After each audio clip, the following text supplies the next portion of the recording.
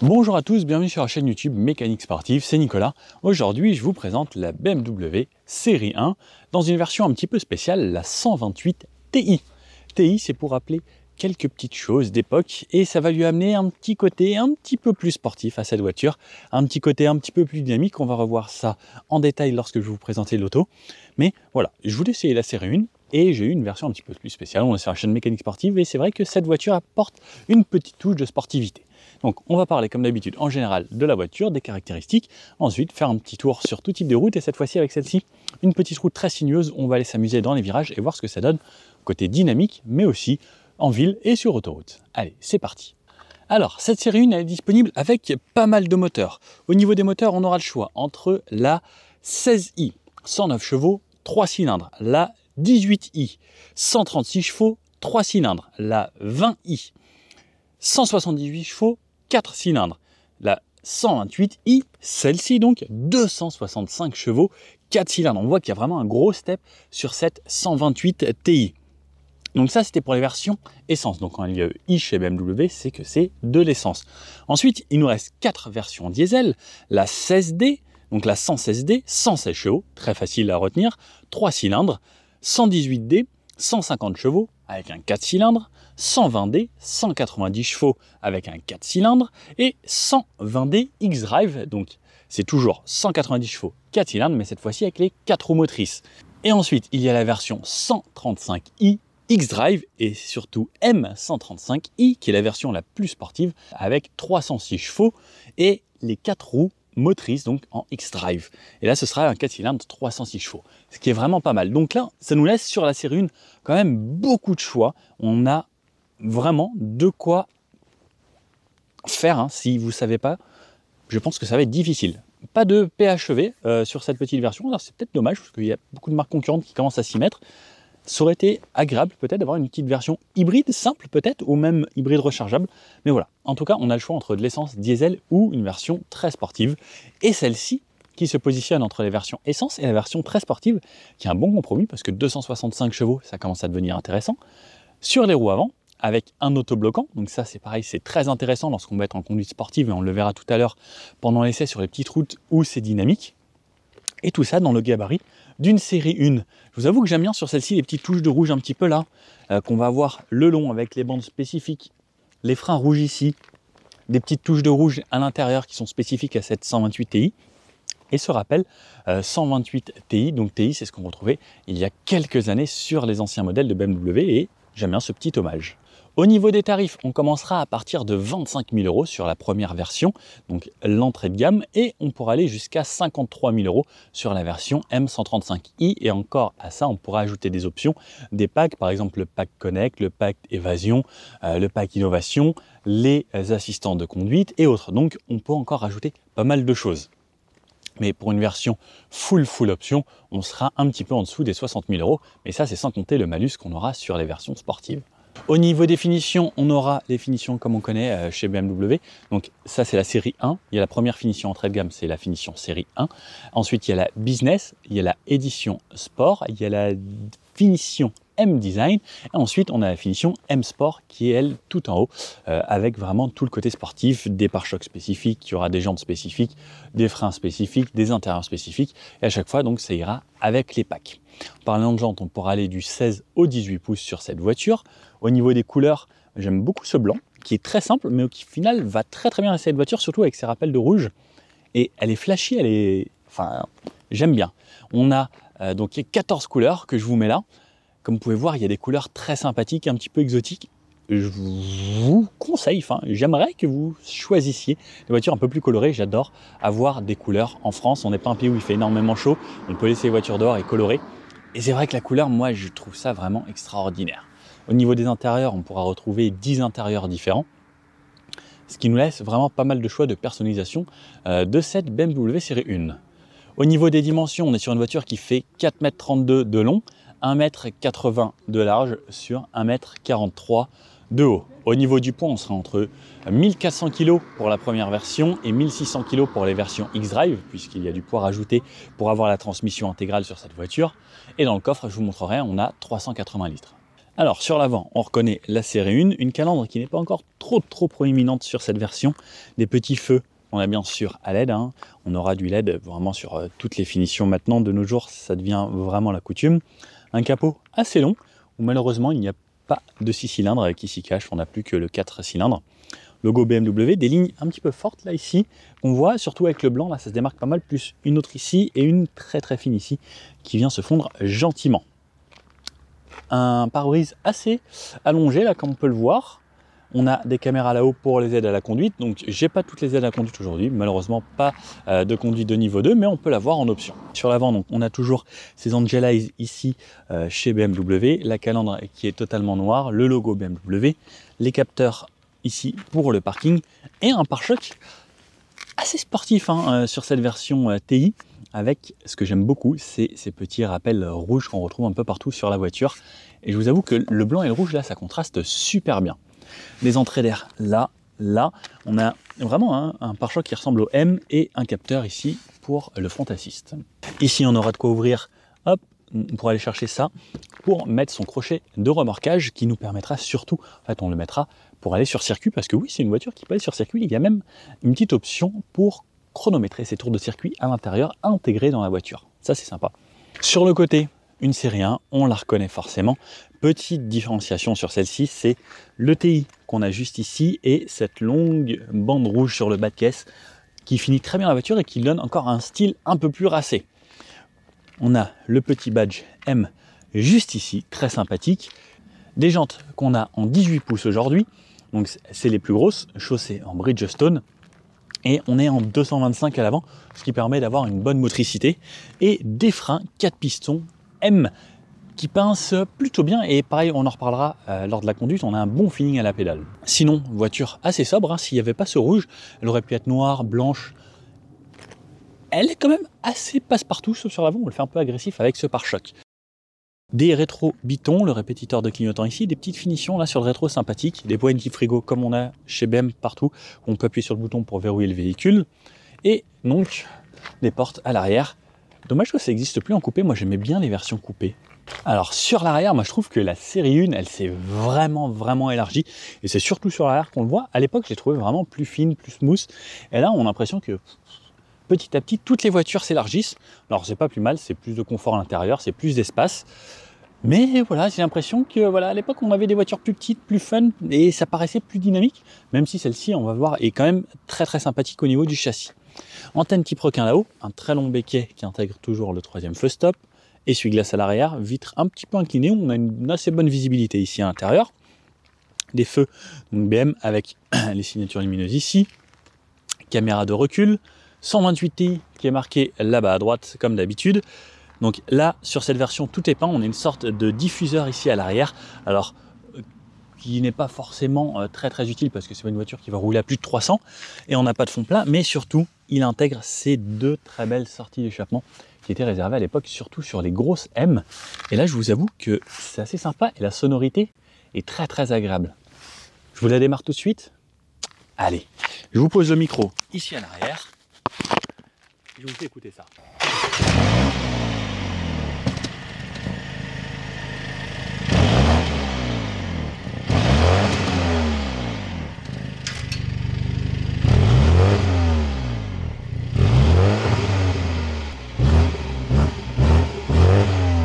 Qu'est-ce que vous en pensez? Petite sonorité assez agréable. Moi j'ai beaucoup aimé et même quand on roule, c'est très sympa. Au début je voulais démarrer donc en mode éco qui ferme des clapets et ensuite confort et sport, on a des clapets qui s'ouvrent et ça change totalement la voiture. Donc ces deux échappements bien sympas. Hop, on ouvre le coffre. donc en manuel. Comme je vous disais, on a un coffre de 380 litres, donc en double fond. Ensuite, je peux relever ici et ça me donne sur toute la largeur du coffre encore du rangement où on a pas mal de choses en dessous. Et est-ce que en dessous, on a une roue de secours? Non, en dessous, on a directement le châssis. Donc, pas de roue de secours ici. 380 litres, comme d'habitude. Qu'est-ce que ça donne? Hop. Ça me laisse de quoi rentrer à l'intérieur, sans souci. Il y a juste un petit crochet là. Et pas grand-chose, pas de filet sur les côtés ou autre. Très simple, mais de quoi accrocher des filets aux quatre coins. Et une petite LED de ce côté-là avec un crochet. Bon allez, je vous présente l'intérieur. Alors, les places arrière. On va aller voir ça. On a une ouverture assez grande.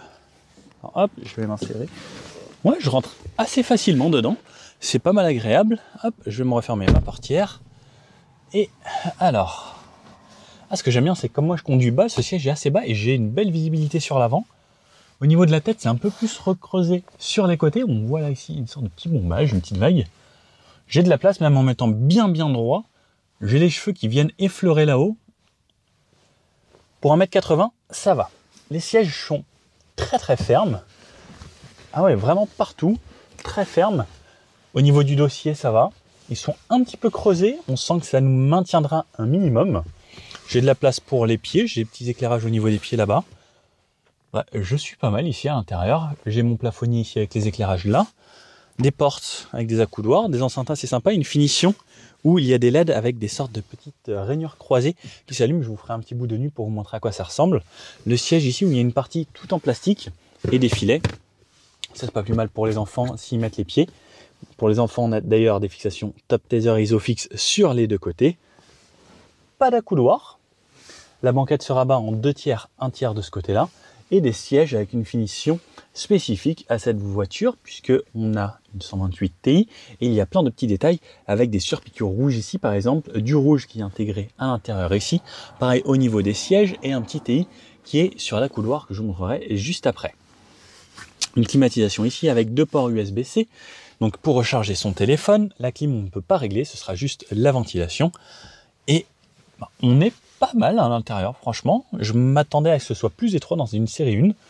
Et je suis plutôt confortablement installé. J'aurais peut-être aimé que ce soit un peu plus creusé ici pour avoir un meilleur maintien, parce que la banquette est quand même assez à plat. Si on avait baissé un petit peu l'arrière, ça m'aurait permis d'être un poil plus bas et d'avoir encore un petit peu plus d'espace.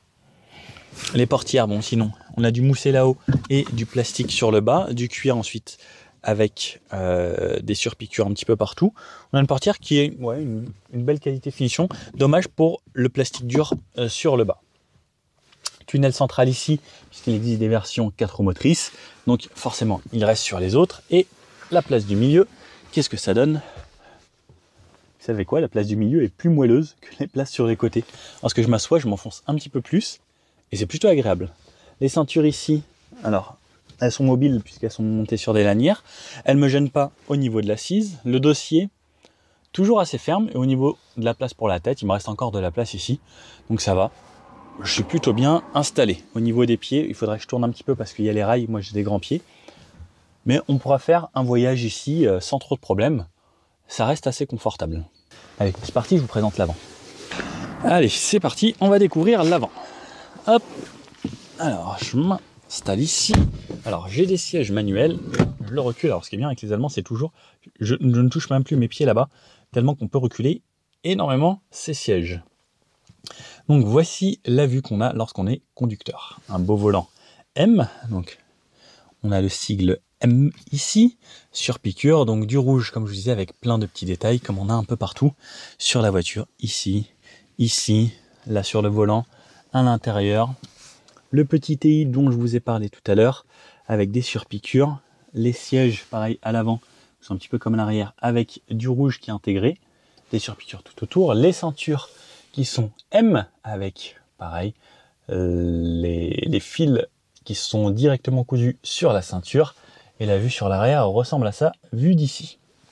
Bon allez, je vous la démarre pour vous montrer un petit peu à quoi ça ressemble. Et regardez, même le pédalier ici, M Sport, donc que l'on peut voir avec le petit M et en aluminium. Je vous la démarre, donc bouton pour démarrer. Ici, ce qui nous donne ça lorsqu'on démarre. Et vous entendez déjà dès le départ Une sonorité très sympa. Donc la voiture démarre en mode confort, mais en mode confort, les valves sont déjà ouvertes. Sur la gauche, donc portière, on a du moussé ici, on a du plastique dur sur le bas, donc les bagues de porte ici. Alors, je ne sais pas si vous allez le voir, voilà, là on le voit un petit peu ici, donc tous ces croisillons qui sont des LED intégrés à la portière à l'intérieur. Alors je vous avoue que je trouve ça assez sympa. De nuit, c'est joli, donc on en a ici, on en aura ici également, et sur la portière là-bas, tout comme à l'arrière. Sur la porte, la poignée pour déverrouiller ici, verrouillage du véhicule, les fenêtres et les rétroviseurs qu'on retrouve toujours ici, avec l'impulsion sur les 4 fenêtres. Un petit endroit pour ranger des petites choses, ici, donc qui traversera et qui ira jusqu'au bac de rangement. Sur le côté ici, on peut voir notre seuil de porte M, les tapis pareil rouges qui vont bien avec cette voiture. On a des sièges ici manuels, donc ça nous permet par exemple de régler juste l'avant, et ensuite on pourra régler comme un siège tout à fait normal. Sur le côté gauche ici, on retrouvera tout ce qui va servir au feu. Donc on a bien sûr un mode auto, je vous conseille de laisser le mode auto, ça débrouille très bien. Un aérateur là, 2 aérateurs au centre et un qui se situe de l'autre côté là-bas. Derrière le volant, on a toujours, comme chez BMW, ici pour les menus avec le BC, les pleins phares automatiques, les clignotants et les appels de phare de cette façon. Au niveau des menus, on pourra choisir sur la droite. Donc ça, on voit par exemple là les 49 derniers kilomètres, la puissance que l'on va utiliser. Donc on peut voir ici le menu, le couple également, le nombre de G, la radio qu'on écoute et le mode confort simplement. Sur la gauche, ce sera la vitesse qu'on aura, notre plein d'essence, et à droite la température, ensuite l'autonomie restante, l'heure, l'endroit où je me trouve, la température et la température. On aura ici le auto hold, qui me permet de ne pas avoir à freiner lorsque je suis arrêté à un feu. Et là par exemple, j'ai le mode parking activé, et là comme vous pouvez le voir, il y a une carte GPS, tout comme j'ai ici, et là par exemple je peux l'agrandir. Lorsque le GPS est actif, je l'aurai là, et je peux même l'avoir dans l'affichage tête haute, juste là-bas. Au niveau du volant, toujours ces gros volants M qui sont très gros, hein. Regardez, moi j'ai des grandes mains, je fais du XL en gants, et voilà, je ne vais pas rechercher ma paume de l'autre côté. C'est vraiment très gros. Si vous êtes petit, une petite demoiselle de 1,50 m qui va tenir ça, ça va vraiment avoir l'impression de tenir quelque chose de très gros. Sur le côté gauche, on a les régulateurs de vitesse, limiteurs qu'on peut avoir ici. On peut avoir le mode régulateur adaptatif en option.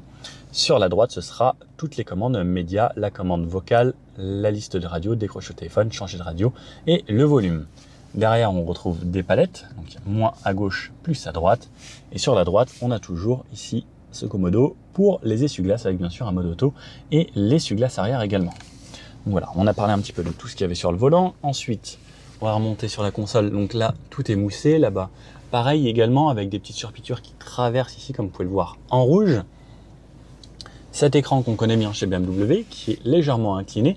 On le voit, légèrement incliné et légèrement orienté vers nous. Donc plutôt réactif. Hop, je peux avoir le GPS de cette façon, toujours une touche haut en haut à gauche, la com, la voiture, les réglages de la voiture. Donc ici on a tous les réglages et autres. On peut revenir ici, les applications, la navigation et les médias. Ensuite voilà, je peux avoir la radio. N'hésitez pas à écouter FG Chic Radio, il y a une playlist mécanique sportive 2 fois par jour dessus. Ensuite, des aérateurs, le bloc clim ici. Donc le bloc clim, ce qui est top, c'est que c'est tout en touche physique. On n'a pas de touche là-haut directement. Donc ça c'est bien, mais on peut quand même l'avoir si on souhaite grâce au menu ici, pour avoir là le chauffage, ventilation par exemple de cette façon, et avoir les réglages du menu de cette façon. Mais sinon, tout est réglé ici et on a un petit écran. Donc là par exemple, vous pouvez le voir, c'est un écran qui me règle ma température, pareil sur les niveaux de ventilation et autres. On a bien sûr un mode automatique qu'on peut enlever. Donc là, je enlève le mode auto et je veux juste une ventilation faible. Le dégivrage, le mode auto, bizone, la clim, la puissance, éteindre si je veux juste éteindre. Et ensuite, si je veux rallumer, je rappuie et où je veux me faire ventiler. Toujours la mémorisation de 8 radios ici. On peut changer le volume et les modes et ce qu'on veut écouter. Ensuite, en dessous, on a le chargeur par induction pour téléphone. Ici, on peut brancher son câble USB à cet endroit-là. Pour avoir Android Auto dans cette voiture, il faut avoir un téléphone récent. Moi, j'ai un Pocophone F1, ça ne fonctionne pas. Je suis peut-être pas assez riche encore pour pouvoir me payer un bon téléphone. Double porte-gobelet, la prise 12 volts, juste ici. Donc là, ça ne se referme pas, contrairement à beaucoup des voitures BMW souvent.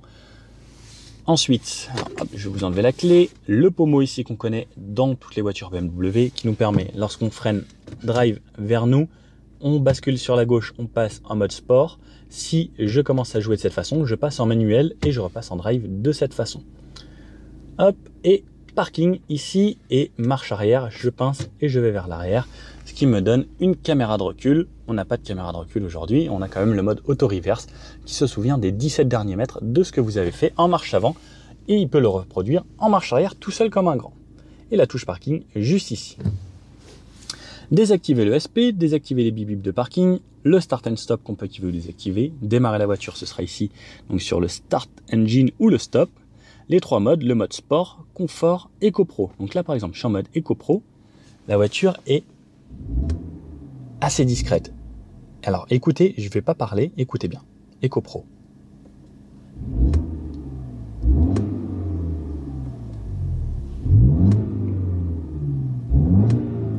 Est-ce que vous entendez la différence? La différence en vrai, en réel, elle est ultra flagrante entre le mode éco, confort et sport. C'est hallucinant. Hop, je repasse en éco.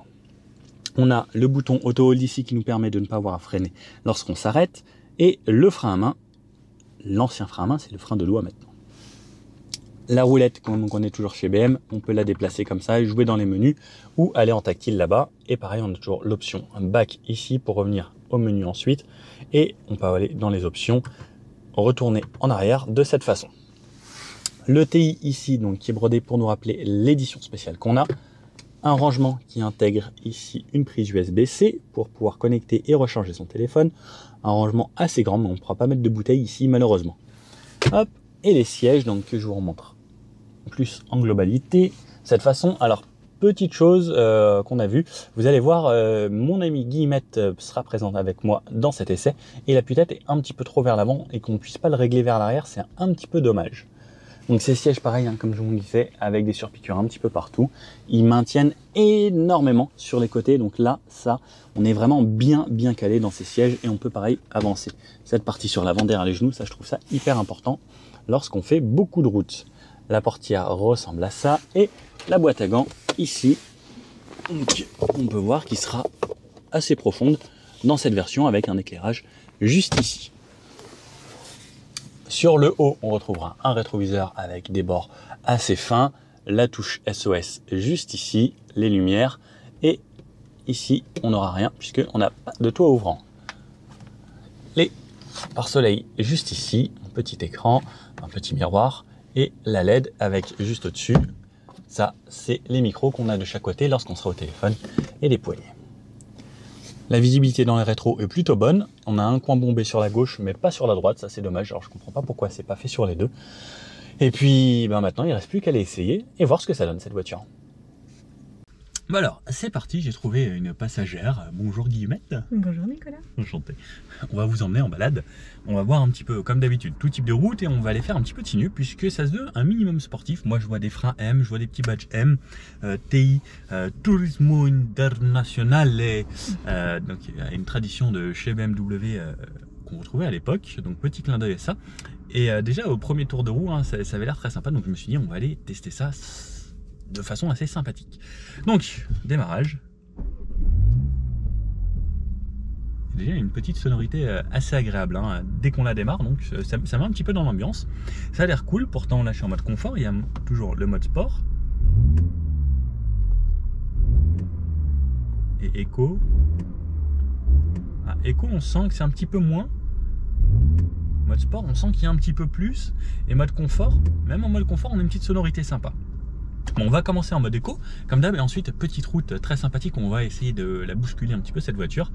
Il y a un différentiel autobloquant à l'avant, 265 chevaux, 400 Nm de couple, ça devrait être sympa. Donc drive, qu'est-ce que t'en penses? Ça devrait être sympa? Ça donne envie d'essayer. Voilà, on va commencer en éco, on commence gentiment, donc on va lancer une route un petit peu dégradée en ville. Les sièges maintiennent super bien, oui. On n'a pas l'air de trop bouger, je pense que sur les petites routes de tout à l'heure ça va être assez agréable. On va faire le test rond-point. Tiens, test rond-point. On va le commencer tout de suite. Ah, j'aime bien que tu te tiennes. Et ça tient bien la route. Hein. Ça s'ouvre un poil. que la pédale de frein, elle est facile à gérer. Elle n'a pas l'air trop molle, donc ça c'est une bonne chose également. Et dans les sièges, tu as vu, on ne bougeait pas. On est bien calé, ouais, on est bien maintenu. Donc on va commencer à se balader en mode éco et ensuite on va voir petit à petit passer en mode confort et le mode sport. Donc, hop. Est-ce qu'on a le start and stop? On peut avoir le start and stop, là il n'est pas activé parce qu'on n'a pas assez roulé encore. On a la clim. D'ailleurs on va baisser un petit peu. Hop.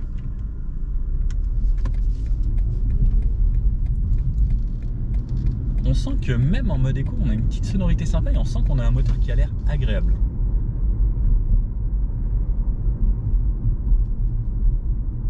On peut rouler aussi de façon très décontractée avec 265 chevaux. Donc, au démarrage, on peut y aller de façon cool. On sent pas trop le passage de rapport, c'est assez lissé. On sent que la pédale de frein par contre elle a une bonne attaque et on sent que ça a envie de freiner. Hein. Ça, je pense que tout à l'heure, avec les freins bien chauds, les pneus bien chauds, ça va être rigolo. Et donc là, cool, ça me passe la deuxième. Ça me passe la troisième. Non, c'est fluide. En mode éco, c'est vraiment éco. On sent même à la pédale que la réponse, donc c'est un petit peu diminué. Et si je passe en mode confort, ça passe en orange. C'est presque déjà un petit peu énervé. Le mode standard, en fait, il vous dit déjà presque... tu sais qu'on peut quand même jouer. En mode sport, la sonorité elle change tout de suite et la direction aussi un peu.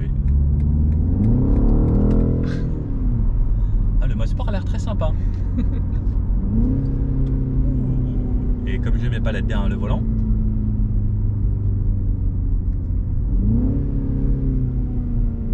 bon, si ça va être rigolo ça se tester je pense. Bon, confort. On va rester en ville en mode confort. Je trouve que c'est agréable le mode confort parce que quand on va rouler au quotidien, on n'a pas forcément besoin que ce soit brutal tout le temps, même si on a envie de s'amuser. Je pense qu'une petite ligne d'échappement là-dessus, ça serait très marrant. Ouh là là. Et même en mode confort, des fois elle se fait des petites reprises. Elle a l'air coquine cette voiture. Allez, on sort de la ville, on va à un endroit où ça roule un petit peu plus. Donc à 70. Alors, on entend un petit peu les bruits de roulement. On n'a pas l'impression que ce soit la voiture la plus insonorisée. Mais d'un côté, comme c'est une voiture un peu sportive, moi j'aime bien qu'on entende des fois un petit peu de bruit. Après sinon ça reste comme là au niveau des fenêtres, c'est bien insonorisé. Juste les bruits de roulement que j'entends un petit peu. Donc à 70, c'est agréable. La suspension n'a pas l'air trop molle. On sent un petit peu, ça bouge un petit peu dans la voiture. Oui, ça va. On sent que ça va être rigide. Alors c'est pas rigide au point où c'est vraiment très ferme, mais on sent que ça va être rigide et même que la voiture a l'air assez rigide. Bon, et si on se met en sport, la sonorité est tout de suite bien plus agréable.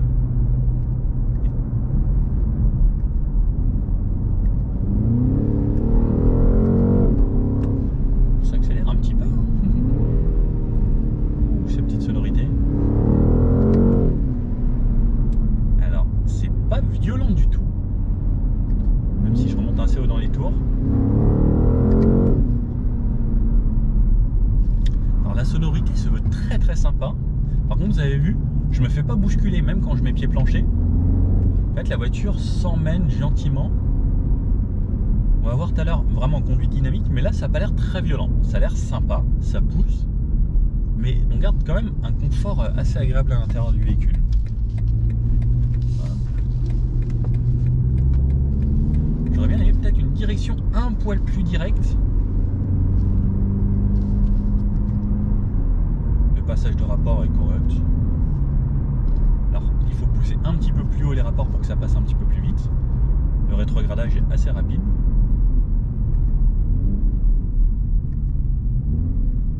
Et la sonnerie. C'est sympa quand même, hein.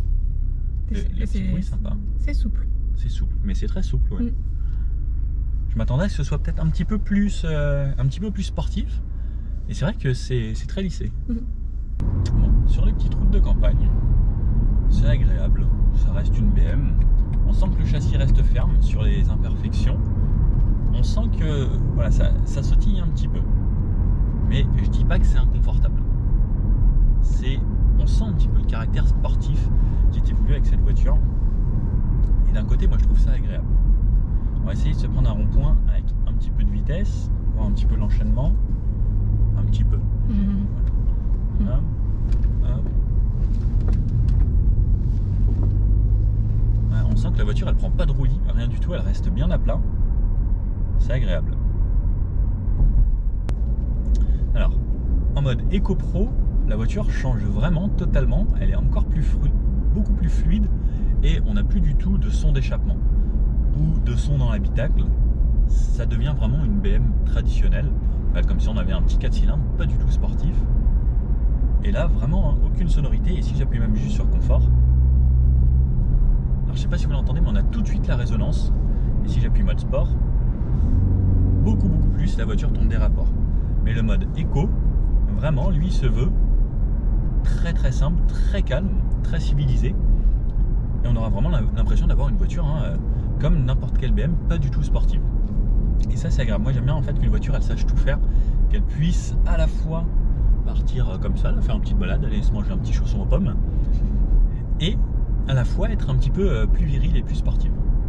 Bon, on va se faire une petite montée, succession de virages, en mode tranquille, et ensuite on recommencera avec une version un petit peu plus dynamique, tester, voir les capacités un petit peu de cette voiture. Il y a un autobloquant à l'avant, tout ça, ça va nous servir dans ces virages, voir le freinage, voir un petit peu tout, hein, et le côté sportif. Donc la nouvelle Mégane, ça, c'est une voiture de test, et donc nous on l'a essayé sur la chaîne bien sûr, ça sort début avril. Allez, donc là en mode éco. Aucun bruit dans l'habitacle, c'est très confortable, c'est très fluide. Là on le fait vraiment de façon normale, comme tout le monde le fait normalement. Et c'est vrai que on est bien, la suspension est ferme, donc la voiture prend pas de roulis. Dans les sièges on est bien maintenu. Enfin, franchement moi je suis assez surpris. Ça tient super bien. Et c'est agréable. Et c'est vrai que là par exemple j'ai vraiment aucune sonorité. Je me douterais à aucun moment que cette voiture elle a un caractère un peu sportif. Parce que même quand ça monte un petit peu dans les tours, même si j'appuie un peu plus, alors je tends un petit peu le turbo siffler, mais ça me donne pas du tout l'impression que je vais pouvoir m'amuser dans à peu près 30 secondes. Bon. Et ouais, ça relance gentiment. Absolument personne sur cette route. Est-ce qu'on a un launch control? Oui. Voilà, sonorité 100.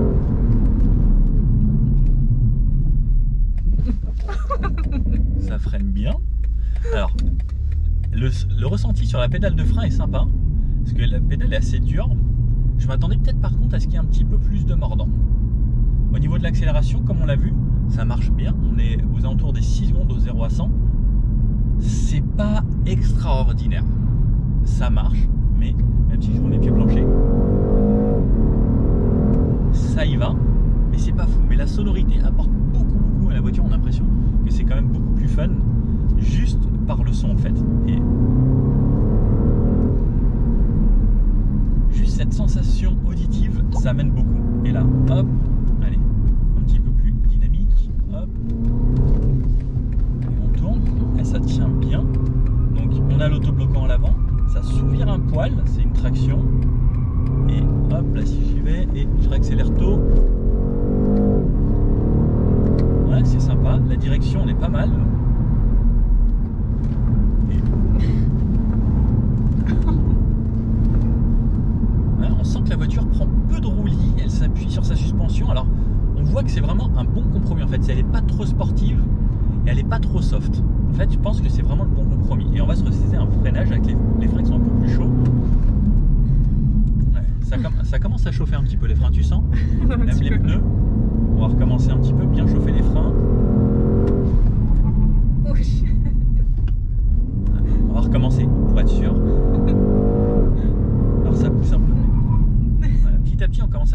chauffer et les freins et les pneus, on sent que voilà, le mordant commence à arriver un petit peu.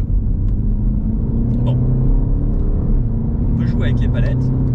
Le passage de rapport, alors c'est pas extrêmement rapide. Après, c'est pas forcément la vocation de cette voiture. Hop. Alors sur les freins, on emmène bien. Oh, on sent super bien l'autobloquant à l'avant qui fait super bien son job.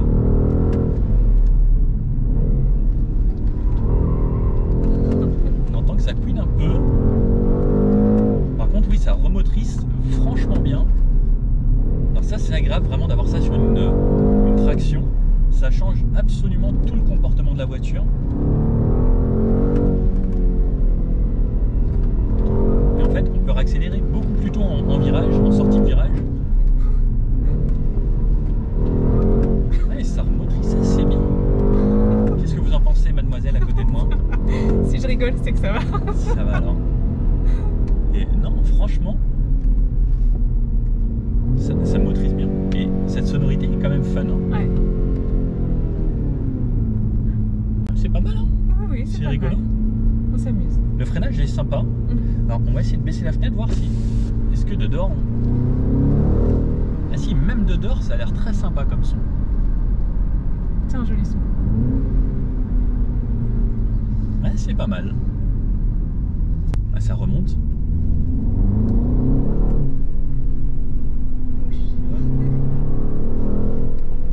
Ouais, et franchement, le châssis est pas mal, hein.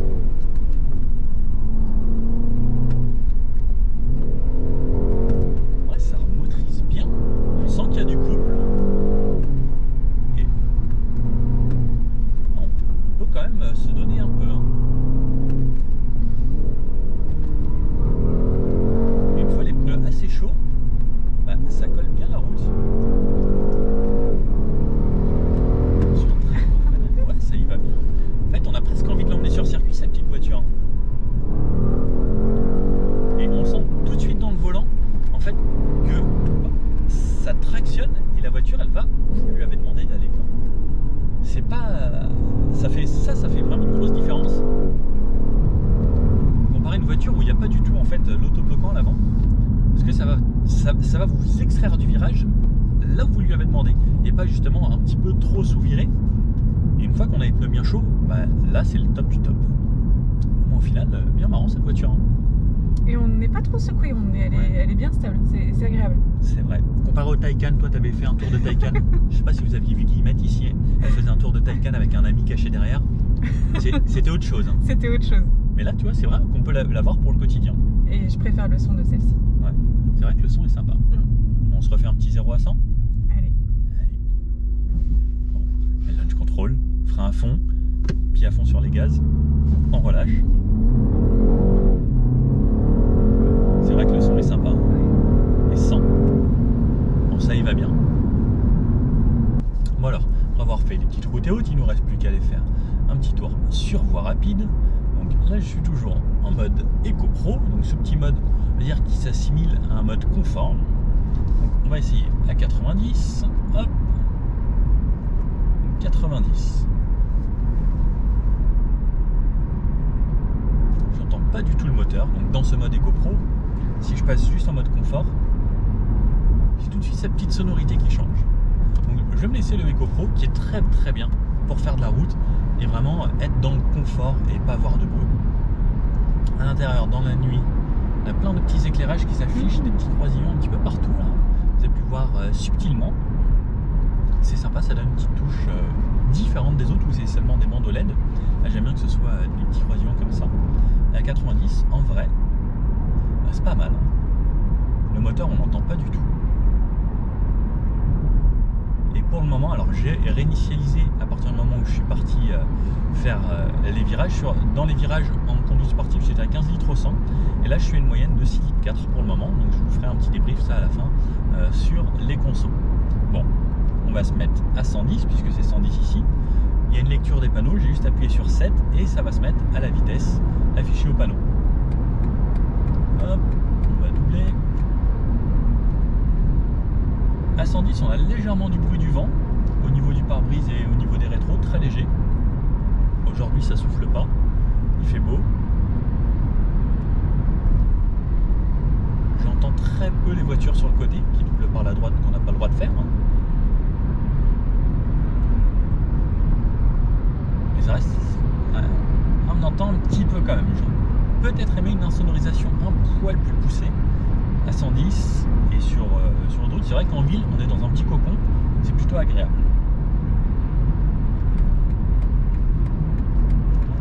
Même à 110, si je veux lancer en mode Eco Pro, ça va tomber un rapport, mais ça va pas faire trop de bruit. Par contre, si je passe en mode confort, je peux être à 110 et en fait, même le mode confort est presque un mode dynamique, carrément. C'est même pas un mode confort, c'est un mode où il y a de la sonorité et un petit peu tout. Et le mode sport, qui lui me tombe les rapports tout de suite pour être plus énervé tout de suite. Et c'est vrai que là, on fait le 110-130 très très rapidement. C'est vrai que la mélodie est sympa. En fait, ce mode confort ou ce mode sport, il vous donne envie, surtout le mode sport, de pousser un petit peu tout le temps. Mais il faut pas. Allez, on se remet à 130, mode Eco Pro. Ça me repasse tous les rapports et ça se remet en mode calme. Puis même à 130 sur l'autoroute. Là, on a un goudron qui est plutôt propre. Peu de bruit de roulement, peu de bruit de ce qui nous entoure, mais ça reste franchement correct. Hein. Oui, oui, c'est agréable. On part en vacances? Oh, bah oui. Allez, on va où? Au bout du monde. Au bout du monde, d'accord. Non, ça reste une voiture très agréable. En fait, j'aime bien ce double caractère entre le mode éco qui nous amène une voiture vraiment très calme, très confort, et ce petit mode sport qui nous amène un truc assez sympa. Bon, et comme d'habitude, le petit test d'Odan est dans les rues étroites. Test d'Odan. Alors, la vitesse normale. Ça secoue un petit peu quand même. Je dirais pas que c'est désagréable, parce que en vrai, il y a quand même une petite filtration sur le début de l'amortissement qui en fait que ça reste une voiture utilisable vraiment au quotidien. Et c'est ce qui est voulu en toute façon avec cette voiture. Mais ça reste ferme, il faut le savoir. Bon alors, cette série 1 et surtout cette 128 Ti, qu'est-ce qu'on peut en penser? Moi, j'ai vraiment trouvé que c'était une voiture attachante, puisqu'au final, elle est à la fois discrète, confortable et utilisable vraiment au quotidien, et à la fois ce côté sportif, un petit peu plus caractériel, et surtout cette mélodie qui nous donne vraiment envie d'aller s'amuser, chatouiller un petit peu la pédale d'accélérateur. Alors même si c'est pas sensationnel, je trouve que pour un daily, c'est limite vraiment le daily idéal, puisque on a le côté vraiment utilisable au quotidien, discret en mode éco, et en mode confort et sport, on a vraiment une voiture qui est totalement différente, surtout le mode sport, qui nous amène quelque chose d'un petit peu plus rageur, même si c'est pas excessivement brutal ou autre. Alors c'est pas trop, c'est vraiment la juste limite, le bon dosage je trouve entre sportivité et confort au quotidien. Une suspension peut-être un peu ferme pour certains qui aiment bien le confort. Personnellement, moi ça me gêne pas, j'adore les voitures qui sont rigides, fermes et qui ont une direction réactive. J'aurais peut-être aimé une direction un petit peu plus réactive et un petit peu plus précise sur cette voiture. Je dis pas qu'elle est mauvaise, mais voilà, un petit peu plus rapide, en fait, qu'on ait un petit peu moins d'angle de volant à mettre, ça aurait été juste parfait. Sinon, bonne tenue de route, bon plaisir, une auto vraiment sympathique. Et à la fois, elle est discrète, et à la fois, en même temps, elle n'est pas si discrète que ça, avec ses petits rappels rouges. On se demande qu'est-ce que c'est, et en fait, le TI nous ramène un petit peu de cette époque où on se remémore les anciennes voitures où il y avait marqué TI dessus. Sinon, une voiture plutôt pratique, un coffre dans la moyenne. Je ne dis pas que c'est ultra généreux, mais c'est une voiture qui sera parfaite pour l'utiliser au quotidien ou même partir en vacances tranquillement à 4 ou même 5 personnes, puisqu'au final on a de l'espace. Au niveau des tarifs, on est sur des tarifs à peu près corrects et on est sur une voiture qu'on peut personnaliser, et on a le choix entre de l'essence, du diesel et une essence assez sportive. Je vous avoue que la M135i me tente bien, il faudrait peut-être que je l'essaye un jour. Bon, j'espère que cet essai vous a plu. Si oui, un petit pouce bleu comme ça. Et n'hésitez pas à mettre en commentaire ce que vous pensez de cette voiture. Si vous avez des questions, je ferai mon maximum pour vous répondre comme d'habitude. Et je vous dis à la prochaine pour une prochaine auto. Ciao!